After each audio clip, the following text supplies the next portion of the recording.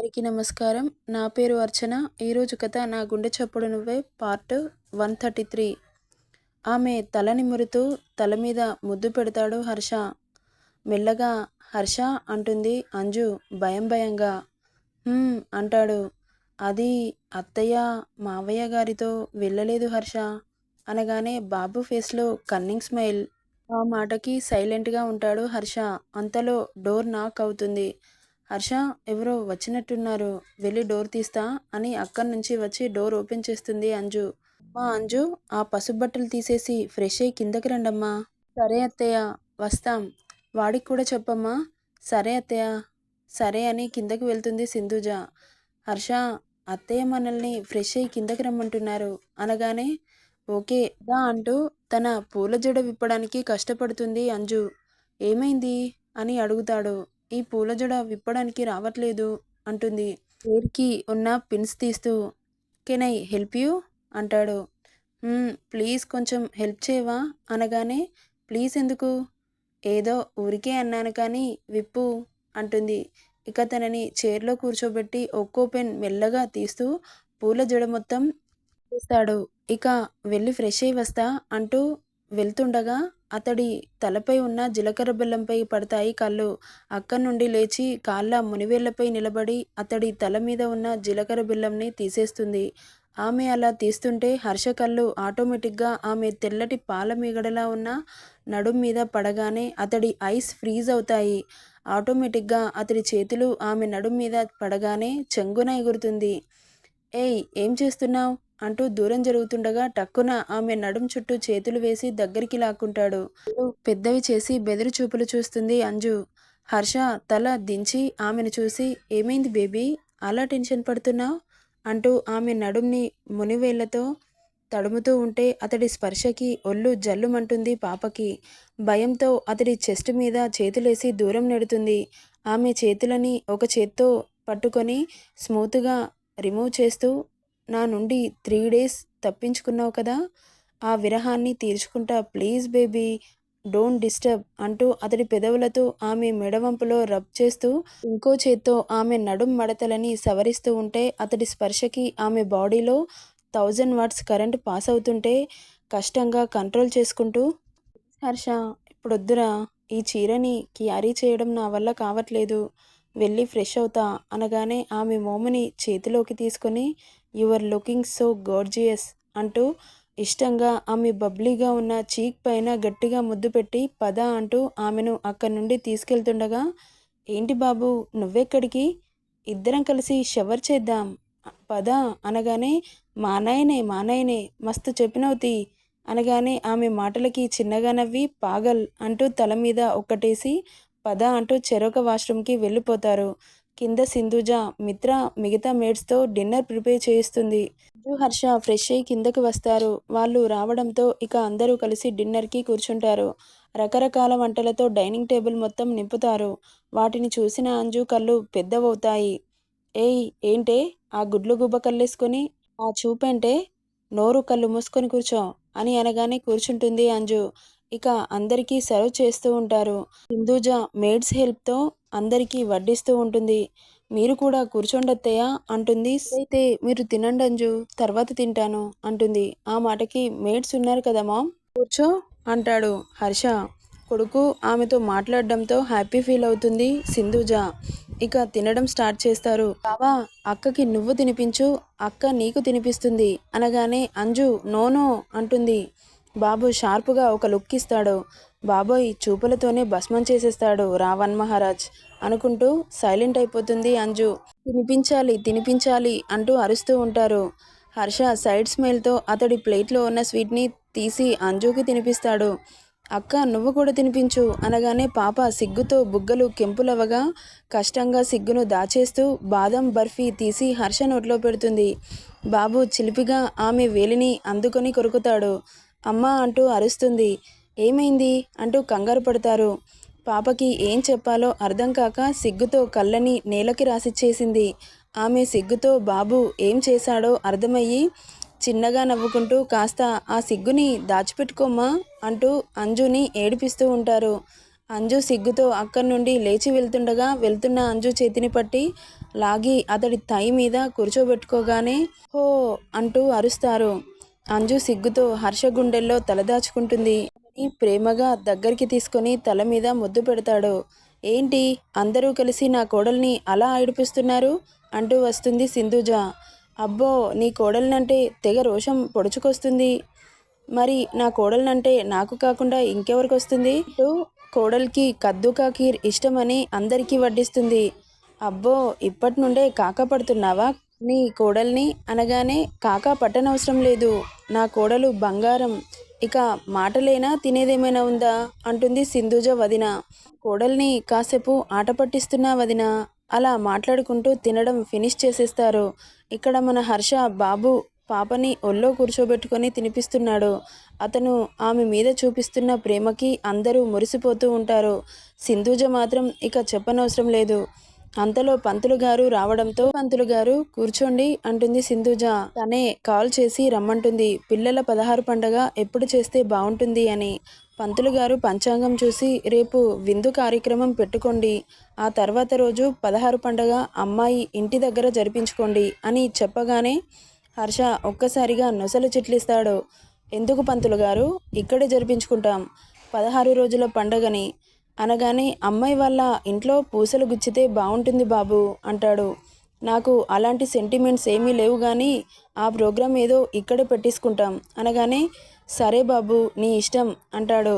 ఇక సింధూజ కల్పించుకొని చిన్నగా పంతులు గారు అబ్బాయి అమ్మాయి పేర్ల మీద కార్యానికి ముహూర్తం పెట్టండి అంటుంది. మాట విన్న హర్ష ఫేస్లో చిన్నగా స్కార్ఫ్ అలా వచ్చి వెళ్ళిపోతుంది. అంజుకి మాత్రం కాస్త టెన్షన్గా అనిపిస్తుంది సింధూజ మాటలకి.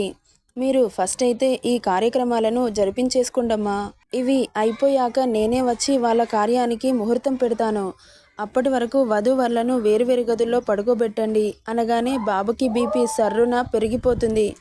అవసరం లేదు పంతులు గారు, మేము ఆల్రెడీ ఒకే గదిలో పడుకుంటున్నాం, ఇప్పుడు కొత్తగా రిస్ట్రిక్షన్స్ పెట్టాల్సిన అవసరం లేదు, మా మీద మాకు చాలా నమ్మకం ఉంది అనగానే తెల్ల మొహం వేసుకొని చూస్తున్నాడు పంతులు గారు. మిగతా వాళ్ళ పరిస్థితి కూడా అలాగే ఉంది. హర్ష మాటలకి తల కొట్టుకుంటుంది అంజలి. షాక్లో ఉన్న పంతులకి దక్షిణ ఇచ్చి పంపిస్తుంది సింధూజ. హర్ష ఇచ్చే షాక్లకి ఇక అక్కడ ఉండలేక ఎవరి గదుల్లోకి వాళ్ళు వెళ్ళిపోతారు. హర్ష పాపని తీసుకొని వెళ్తుండగా హర్ష అంటుంది చిన్నగా. ఏంటి అని తల తిప్పి చూస్తాడు. అది పంతులు గారు చెప్పినట్లు వేరువేరు గదుల్లో పడుకుందామా అంటుంది భయం భయంగా. షార్పుగా చూసి నీకు సపరేట్గా చెప్పాలా, మూసుకొని పద అంటూ చెయ్యి పట్టి లాక్కెళ్ళి సీరియస్గా చూస్తూ నీకు నాతో ఉండడానికి ఎనీ ప్రాబ్లం? అయ్యో నాకేం ప్రాబ్లం హర్ష, నో ప్రాబ్లం అంటుంది. మరి పంతులు గారికి మన అండర్స్టాండింగ్ తెలీదు కదా, నువ్వెందుకు అలా మాట్లాడుతున్నావు? అది మన ఇంట్లో బంధువులు వెళ్ళే వరకు అనగానే సూటిగా చూస్తూ నాకు ఎవరితో సంబంధం లేదు, నీకేమైనా నాతో ప్రాబ్లం అనిపిస్తే వెళ్ళొచ్చు అనగానే అదేంటి హర్ష అలా అంటావు, ఇప్పుడు నేనేమన్నానని? నువ్వు ఏదైనా అనుకో, నాకు నిద్రొస్తుంది పడుకుంటా అంటూ వచ్చి బెడ్ మీద వాలిపోతాడు. అంటే నేను పడుకోకూడదా? అది నీ ఇష్టమని చెప్పాను కదా అంటూ పడుకుంటుండగా ఇప్పుడు నేను ఏమన్నానని అలా అలిగావు అంటూ బెడ్ మీద పడుకున్న హర్ష గుండెల మీద తలవాల్చగానే బాబు ఫేస్లో హ్యాపీనెస్ వస్తుంది. ఆటోమేటిక్గా అంజు చుట్టూ చేతులు చేరిపోతాయి. అతడి గుండెల్లో గువ్వ పిట్టలాగా ఒదిగిపోయిన అంజుని చూసి ఫోర్ హెడ్ కిస్ చేసి ఇక చాలా అలసిపోయిందని తనని గుండెలకి అదుముకొని జో కొడుతూ అతడు కూడా నిద్రలోకి జారుకున్నాడు. ఇక నెక్స్ట్ డే మార్నింగ్ పాప అలసిపోయి డీప్ స్లీప్లో ఉందని డిస్టర్బ్ చేయకుండా కాల్ వస్తే మాట్లాడుతున్నాడు సీరియస్గా. రుద్రాక్షి మహల్ మొయినాబాద్ అని ఏదో చెబుతున్నాడు హర్ష. అంతలో పాప నిద్ర లేచి బయటకు రావడంతో సీరియస్గా కాల్ మాట్లాడుతున్న బాబుని వెనక నుండి హత్తుకుంటుంది. ఆమె స్పర్శకి చిన్న చిరునవ్వుతో కాల్ బ్యాక్ చెప్పి చేతులను పట్టుకొని ముందుకు తెచ్చుకుంటాడు. అలసిపోయిన ఆమె మోమును చూసి how is it feeling baby అనగానే పర్వాలేదు అంటుంది చిన్నగా. అంతలో మేడ్ ఇద్దరికి కాఫీ తీసుకురావడంతో బాల్కనీలో స్వింగ్ చైర్లో కూర్చొని కాఫీ తాగుతూ ఉన్నారు. కూల్ మార్నింగ్, చుట్టూ పచ్చని గార్డెన్, పక్కన మనసుకు నచ్చిన ప్రియుడు వేడివేడిగా కాఫీ తాగుతూ క్లైమేట్ని ఎంజాయ్ చేస్తున్నారు ఇద్దరు. బేబీ నువ్వు రెడీ అవ్వు, నాకు కాస్త ఆఫీస్ వర్క్ ఉంది, చేసుకుని నేను రెడీ అవుతాను అంటాడు హర్ష. తను చెప్పినట్లుగానే సరే అంటుంది. అంజు. అంతలో సింధూజ వీళ్ళని పిలుచుకుంటూ వస్తుండడంతో ఆమెను వదిలి దూరంగా కూర్చుంటాడు Harsha.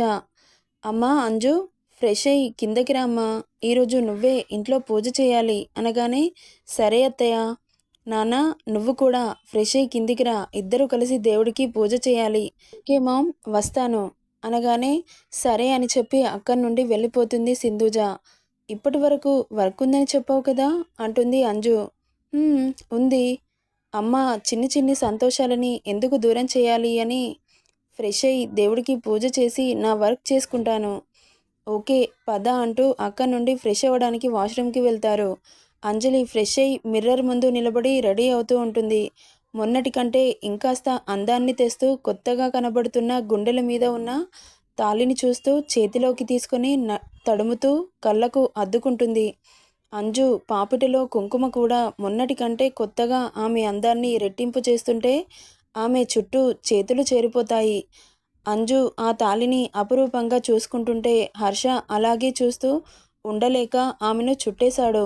Light lemon yellow silk శారీలో విత్ సిల్వర్ జెరీ బోర్డర్తో మెరిసిపోతున్న ఆమెను చూడగానే అరవిరిసిన ముద్ద మందారంలా నిండైన యవ్వనంతో విరిసిన పూల రెమ్మలా ఉన్న ఆమెను చూస్తూ నిమిషం పాటు చూపు నిలిపాడు.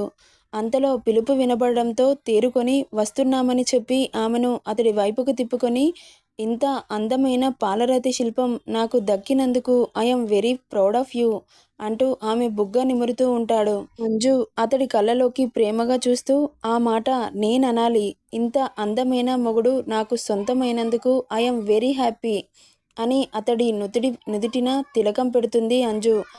అలా పెడుతుంటే, ఆల్రెడీ మన పెళ్ళి అయిపోయింది కదా బేబీ, మళ్ళీ ఎందుకు పెడుతున్నావు?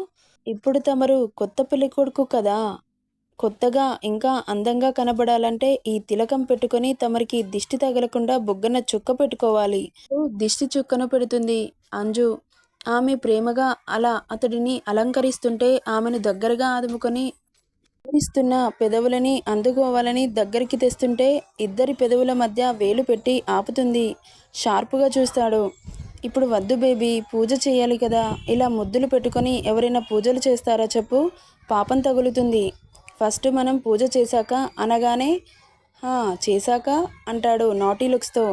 అతడి చూపులకి తాళలేక కళ్ళు కిందకి దించేస్తుంది. చెప్పు చేశాక అంటాడు మరొకసారి. ఏం లేదండి, తమరు త్వరగా రెడీ అయితే కిందకి వెళ్దాం పదండి అనగానే వెళ్తున్న ఆమెని ఫోర్సుగా మీదకి లాక్కొని, ఎక్కువ వేషాలు వేయకుండా ఏంటో చెప్పు అంటాడు. మనం పూజ చేశాక ముద్దు ముచ్చట్లు తీర్చుకుందురు కానీ పదండి అంటుంది. ఆ మాటకి బాబు దిల్ ఖుష్ అవుతుంటే పద అంటూ తీసుకెళ్తుండగా ఆమెను చెయ్యి పట్టి ఆపి, నాకు పెట్టావు కానీ నువ్వు పెట్టుకోవావే మెంటల్ అంటూ ఆమె బుగ్గ మీద చుక్క పెడతాడు. నాకేం కాదు పదండి అంటుంది. నీకు కానప్పుడు నాకెలా అవుతుంది అంటాడు. ఎందుకంటే నా మొగుడు రాజకుమారుడు కదా, అమ్మాయిల చూపులన్నీ నా మొగుడు మీదే ఉంటాయి, సో దిష్టి తగలకుండా పెట్టాను అంటుంది ఇన్నోసెంట్గా. ఆమెనలా క్రీగంట చూసి you are looking so beautiful అని చెప్పి ఫోర్ హెడ్ కిస్ పెట్టి పాపిట్లో ఉన్న సింధూరాన్ని చూసి ఆమె అందాన్ని రెట్టింపు చేస్తుంటే ఇక ఆమెను చూస్తూ ఊరుకోవడం కష్టమని పద అంటూ తనని తీసుకొని కిందకు వెళ్తాడు. సింధూజ పూజ కోసం అన్నీ రెడీ చేసి పెడుతుంది. దేవుడికి నైవేద్యం నీ చేతితో చేసి పెట్టమ్మా అనగానే సరే అత్తయ్య అంటూ కిచెన్లోకి వెళ్తుంది. శ్రద్ధగా దేవుడి కోసం నైవేద్యం వండుతూ ఉంటుంది. ఇక్కడ బాబు టైం వేస్ట్ చేయడం ఎందుకు అని ల్యాపీ ముందు వేసుకొని వర్క్ చేసుకుంటున్నాడు. వండడం పూర్తి అవ్వడంతో హర్షని పిలుస్తుంది సింధూజ పెళ్ళైన జంటతో పూజ చేయించడానికి. అంజు హర్ష చెయ్యి పట్టుకొని పూజ గదిలోకి వెళ్ళి ఇద్దరు కలిసి దేవుడికి మనస్ఫూర్తిగా పూజ చేస్తూ ఉంటారు. పూజ పూర్తి కావడంతో దేవుడికి నైవేద్యం సమర్పించి హారతి ఇచ్చి మిగతా వాళ్ళకి కూడా హారతి చూపిస్తుంది. అందరూ కళ్ళకి అద్దుకుంటారు. పూజ పూర్తి కావడంతో ఇక మార్నింగ్ అందరూ బ్రేక్ఫాస్ట్ చేస్తూ ఉంటారు. మామ్, ఈవినింగ్ అందరూ రెడీగా ఉండండి, ఇంద్రాక్షి మహల్ ఫంక్షన్ హాల్లో రిసెప్షన్ స్టార్ట్ అవుతుంది అనగానే సరేనన్నా, ఒకసారి అత్తయ్య వాళ్ళకి కాల్ చేసావా అంటుంది. మామ్, అప్పుడే చేసా, ఆఫ్టర్నూన్ లంచ్ టైం వరకు దిగుతారు అనగానే పాపకి ఎక్కడ లేని సంతోషం వచ్చి చేరుతుంది. వాళ్ళని చూడాలని 1 గంట గమనిస్తూనే బ్రేక్ఫాస్ట్ ఫినిష్ చేస్తాడు. ఇక మిగతా వాళ్ళందరూ కూడా ఫినిష్ చేసుకొని ఈవినింగ్కి ప్రిపేర్ అవుతున్నారు. ఇక్కడ అంజు సింధూజకి కిచెన్లో హెల్ప్ చేస్తూ ఉంటుంది. హర్ష రూమ్కి వెళ్ళి ఆఫీస్ వర్క్ చేసుకుంటున్నాడు. మధ్యలో మేనేజర్తో కాల్ మాట్లాడుతూ వాళ్ళకి వార్నింగ్లు ఇస్తూ సీరియస్గా ఉన్నాడు. అలా కొంత సమయానికి అంజు కింద వర్క్ ఫినిష్ చేసుకొని రూమ్కి వస్తుంది. హర్ష అంజు వచ్చిన సంగతి కూడా గమనించకుండా వర్క్లో లీనమయ్యాడు. అతడిని డిస్టర్బ్ చేయకుండా వచ్చి బెడ్ పక్కన టీపైపై ఉన్న బుక్ని తీసి ఏంటా అని చేతిలోకి తీసుకుంటుంది. Aircraft science 8th edition అనే బుక్ కనబడడంతో ఓపెన్ చేసి చూస్తుంది. ఇది ఈ రూమ్లో ఎందుకుంది అని హర్ష అని ఏదో అనబోతుండగా షార్ప్గా ఒక లుక్ ఇస్తాడు. అతడు చూసే చూపుకి భయపడి సైలెంట్ అయిపోతుంది. ఎందుకంటే బాబు వర్క్లో ఉన్నప్పుడు డిస్టర్బ్ చేస్తే పిచ్చ కోపం వస్తుంది అతనికి. నెక్స్ట్ ఏం జరుగుతుందో నెక్స్ట్ పార్ట్లో చూద్దాం. ఈ స్టోరీ ఎలా ఉందో కామెంట్ చేయండి. నచ్చితే లైక్ చేయండి, షేర్ చేయండి, సబ్స్క్రైబ్ చేసుకోండి friends. Thank you for listening.